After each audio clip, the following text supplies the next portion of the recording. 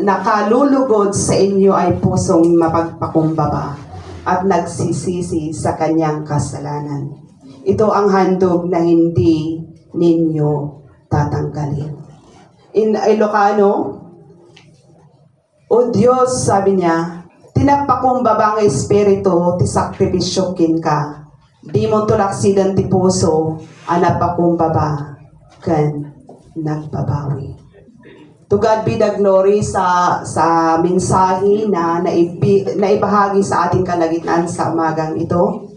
And hopefully, as we move forward this year, 2025, sana maingat tayo na hindi gagawa ng kasalanan sa harap ng Panginoon.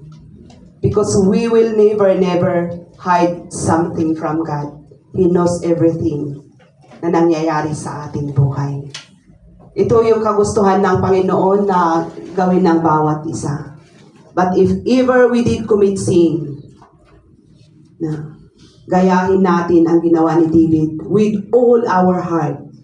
Hindi lang natin gayahin na this is the knowledge na nakuha natin sa buhay ni David, pero sincerely from our hearts, punta tayo sa Panginoon at ito yung gawin natin, yung ginawa ni David.